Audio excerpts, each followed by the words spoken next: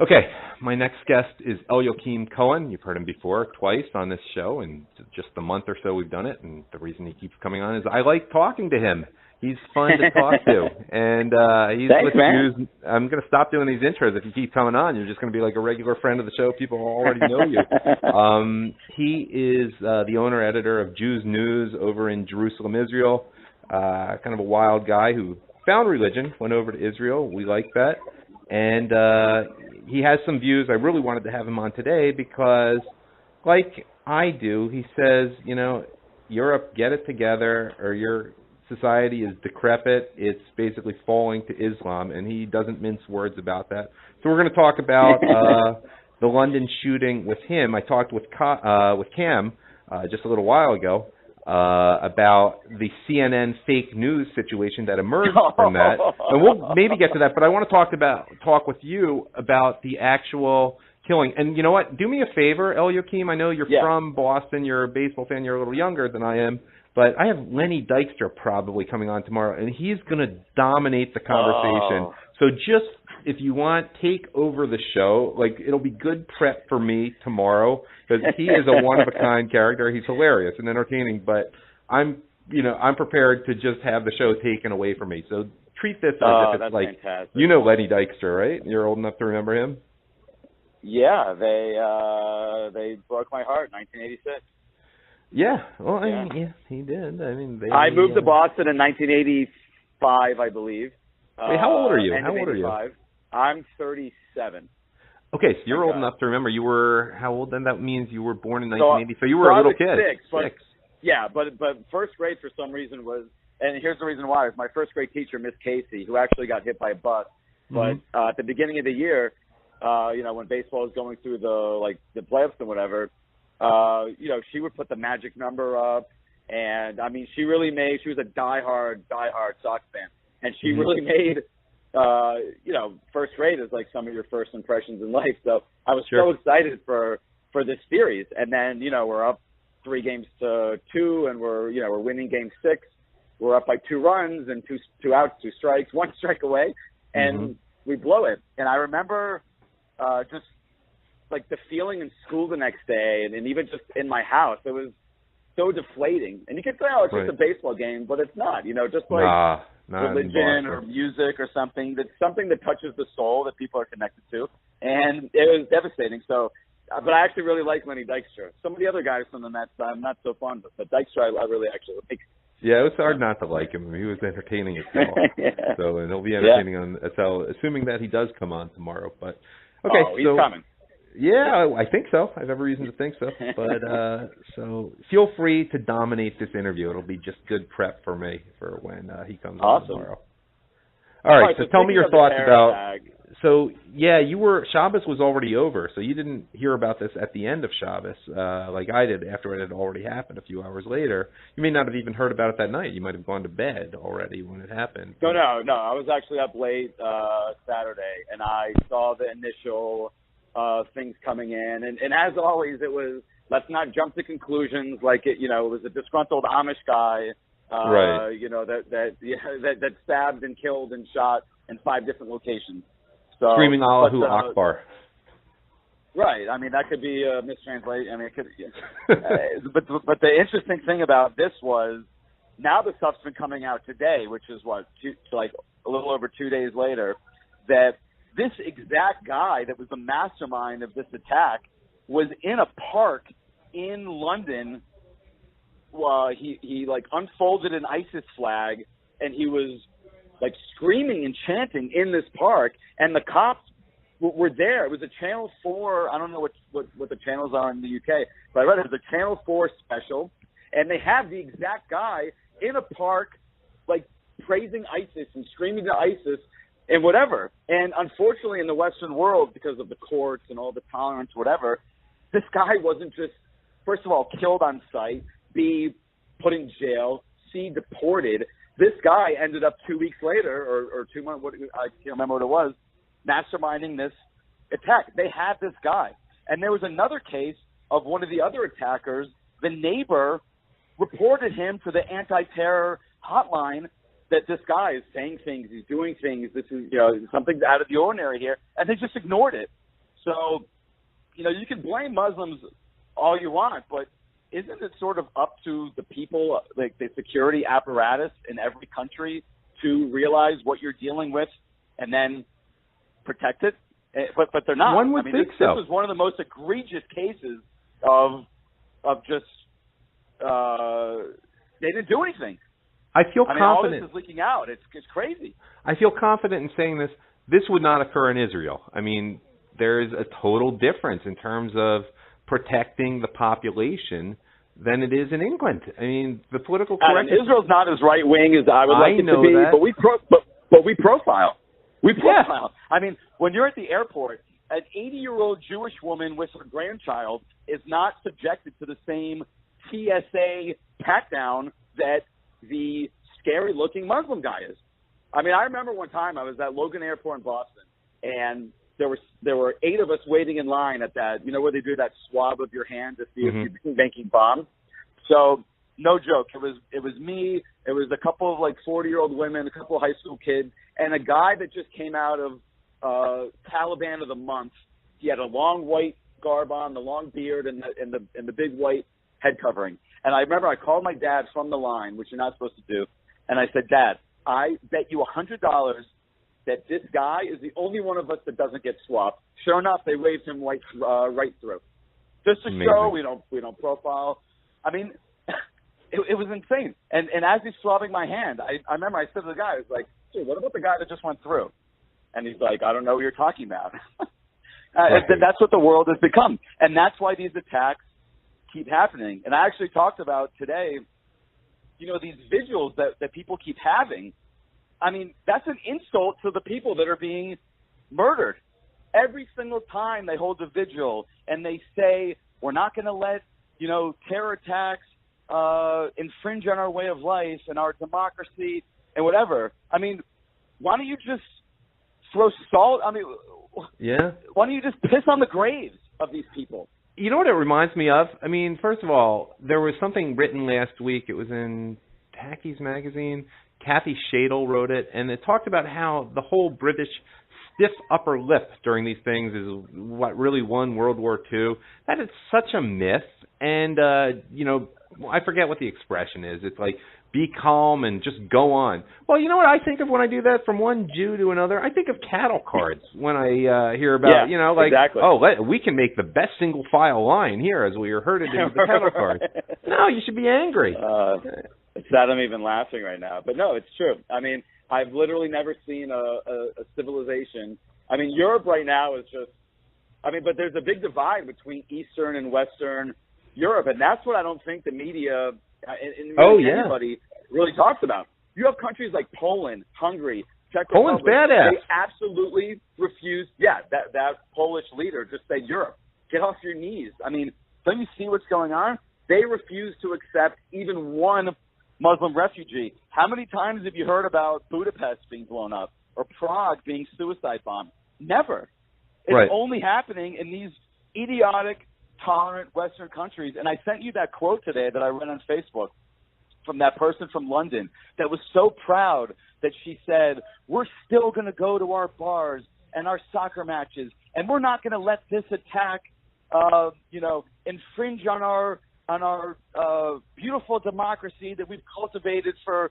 I mean, why don't you just piss on the graves of the people that were just murdered? Why doesn't anybody want to get to the root of the problem? I don't know. I mean, stop blaming ISIS for this. It's not ISIS. ISIS is a group that represents Muslims. Until you blame Islam, until you blame the Quran, you're going to keep having these. And every time I see one of these vigils and these, Ariana Grande like memorial concerts that she just had, it makes me want to freaking puke. Well, that they have such a disgrace to the dead. They have no respect for the tolerant things. You know, I get the sense that jihadis even have a certain respect for Israelis and probably Poles and Czechs and Hungarians that they just don't have for French, Germans, British, and Swedes. They probably respect the Mossad guys. Like, you know what? Absolutely. These people want to survive. There was that German, I can't say, she wasn't like an undercover journalist, but there was a journalist that was given access to some of these ISIS leaders, and admittedly said, and you can Google this, the only country that they not fear, but that they will not attack at this moment was Israel. They've attacked Syria. They've attacked Saudi Arabia, Egypt. They won't attack Israel because they know that even though we're not where we should be, I mean, we're still, trying to fight off all this Western influence that's crept into our society. But we will still beat their ass. I don't know if I can say that on your show, but you can say it, yeah. And Google, and you can Google these articles. It was a really powerful thing for Israel, and Netanyahu was promoting it like this is what Israel does best, and it is. Muslims respect strength. They respect strength. After the 6-Day War, I've heard tons of people tell me little 5-year-old kids would walk to the Western Wall past hundreds of Muslims, and they would get out of the way. They were so terrified of what happened, their comeuppance in 1967, because we showed strength. When you show weakness, they're sitting there laughing. Mahmoud, Akbar, whatever, they're sitting at their parties watching these vigils on camera and laughing. Yeah, guess what? So are we. And I'm sure you are in Israel. You're laughing at it too. Yeah, I can't as much because I'm not over there. But honestly, every time there's a terror attack now, it's not that we don't care. It's sort of like you can't help but get that. It's not a satisfaction because I want to sound like a prick, but they didn't care when Muslims were driving into Israelis. They didn't care in the 2000s during the Second Intifada when they were blowing up Israelis. And when you don't care, the measure for measure in Judaism that we all believe in, it's going to eventually come back to you. And Europe is now Genesis getting this. 12:3. Yeah. Oh, good one. You're the man. Well, I know that one. But, what's weird about it is Sweden didn't really do anything bad to the Jews during the Holocaust. And it's not Germany, you kind of understand what's going on spiritually, but why Sweden? I guess they did give Germany a lot of steel and tried to have it both ways. I read this great article the other day that in the 70s, the only reason the Nordic countries started taking in, it was just basically not even refugees, it was just immigration. Their birth rate is the lowest in the Western world, the Nordic countries. So they were having a big, if you have two parents that have an average of less than 2 kids, in 20 years when they grow up, there's a huge job crisis. So in the 70s, they basically is when this open borders policy started. It wasn't just Muslims coming in; it was everybody. The Nordic countries used to be a nice place to live, and it was only until the early 90s and now the early 2000s, and now that they've seen that it's just a massive catastrophe. They brought it on themselves. They did it for a purpose. They did it for a need. Their economy was really struggling. I don't have any children, and I'd like to someday. You don't have any children, so we're not doing our part. But our people, the Jews, are the only Westerners who have kids in a big number over a replacement level. Yeah. That's the reality. And Israel, of course, recruited Thais. Yeah, people from Thailand. I'm sure if the Swedes did it again, they would recruit more people from East Asia who are a lot more pleasant to deal with than Muslim countries. But I just don't know what's wrong with these people. And I want to tell you one other thing. I'm going to have to let you go in a few minutes. Yeah. But what does it say? You're nice enough to come on, and I appreciate having you on. We have good rapport and all that. But my reaction, this is his favorite show. But my reaction, though, after this occurred, did I think I want to talk, let's get a perspective from someone in Britain or Western Europe? No, I got to talk to Eliyokim in Israel. It's like your perspective about what's going on in New Pakistan, England, is more valuable to the audience. I don't want to hear their BS. I don't want to hear about how this is only making us stronger. I want to hear what an Israeli says. That's an opinion, which I respect. Look, this is literally, Israel's known for pomegranates. We're known for Intel Pentium, chips or whatever, and we're known, unfortunately, for Islamic terrorism. And the world has, for the last 50 years since the 6-Day War, you got to give up land, you got to do this, you got to do this for the Muslims, and they're reaping what they're sowing. And I was actually at the bar when this terror attack happened, and it's not that we don't care. Everybody feels bad, but it's hard to feel bad for people that don't feel bad. The Brits don't care at this point. They flat out do not care. And I don't know what it's going to take. I thought the Manchester attack, when they actually attack teenage, basically girls, would really wake them up. But no, the vigil from Manchester and that Ariana Grande concert, they're basically saying, we are not changing anything that we're doing. We're going to continue to double down on our policies and just hope. All they have now is hope. I mean, what's going to happen when the Muslims target one of the vigils? I mean, are they going to stop having vigils? No, they're going to double down and say we're going to have two vigils. I mean, where does it bigger end, teddy bears, Adam? Where the frick does it end with this stupidity? I don't know. I mean, what are they going to point out, that maybe they shouldn't attack an Ariana Grande concert because, hey, those are their future rape victims and they're 2 years away if they're only 12 years old? I don't know. I mean, I don't get the mindset. There was a good article about how Ariana Grande literally represents, she's like the personification of the liberal world. She's very open. She's very pro-Muslim. She's very pro-immigration, basically like Katy Perry. And they still attacked her. It's exactly what you said before. Muslims don't respect weakness. And they constantly, that Bataclan thing in France, they constantly attack gays. The people that love Muslims the most, they attack. I mean, they're throwing gays off the roof in Syria. They're attacking teenage girls in Britain. Literally, what is it going to take for the world to wake up? I hate to say it. It baffles me every day. I can't say with absolute certainty that there's not something practically biblical. And you know what I'm talking about, saying like by their choices of targets. It's like they're attacking the most decadent, pro-left things time and time again. It's exactly the thing. Yeah. It's almost as if, and I don't know the answer, but I can't rule out the possibility that God is using them to send a message. And you know that the Talmud talks about that. I mean, you can't totally rule it out. Look, so my good friend in America, his parents are Muslim, and we've had good talks about this. If you actually look at some of the things in the Quran that aren't, totally twisted, I mean, they got basically everything from Judaism. So, Muslims can't loan on interest. Muslims also have food prohibitions. I mean, they also have a conservative lifestyle. Okay, so they've twisted it into... It's Judaism on steroids. They've twisted it into what we see today, but they have a very conservative culture. And when they see Ariana Grande and Katy Perry and Britney, and all the things that are literally the antithesis of what they represent, even though they like them the most, they're the targets. And they can't understand why they're the targets, and they won't delve into, we always hear in Israel, we shouldn't do this because we don't want to stoop to their level. Well, I would rather stoop to their level than be killed on my level. I mean, I don't understand. Well, it's working fairly well for Israel. They don't stoop to the level. Yeah. They just take defense seriously. You have to stoop to their level.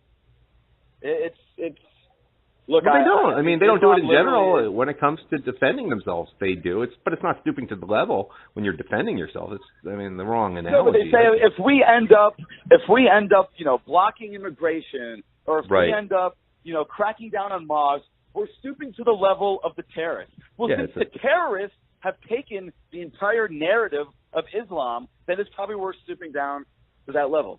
When I start seeing the quote-unquote moderate Muslims that everyone always likes to talk about, that I've never once seen in my life. I've seen 3 Yetis in my life, Adam, and 2 Bigfoots. I've never seen a moderate Muslim. So when you can actually show me these people... They're just non-religious. They don't believe. Secular. And exactly. That's exactly right. That's exactly right. They have no conviction. They don't really believe it. One thing I respect about Muslims is they do exactly what they say, which I've always respected because I'm the same way, and they follow through on their words. Okay, I don't like where it ends up leading, but they basically say what they're going to do and they do it. All right, Eliyokim, until the world listens to that, they're not gonna change. Western Europe's dead. Yep, I got to let you go because I got to leave a couple minutes at least for the final guest I have today. Let me just wrap up. You can just tell real quickly about your podcast and where people can find it and what you're trying to do with it. I got to give you a chance to do that. Oh yeah, so I have a new show called the What the Fuck Scene Show on Tuesday. FUXSTEIN. He didn't say a bad word. FUXSTEIN. Yeah, FUXSTEIN. An old Jewish name. It's a Jewish last name. Yeah. And I'm basically doing what you're doing, just not with the guests. It's just be basically in a monologue. Cool. Sounds good. You just lent some of it over here today. I appreciate it. It allows me to work a little less than you do on your podcast. All right. Always great having you Adam, on. I love coming on your show. You're doing really good things. I really appreciate it. All right. Thanks for coming on.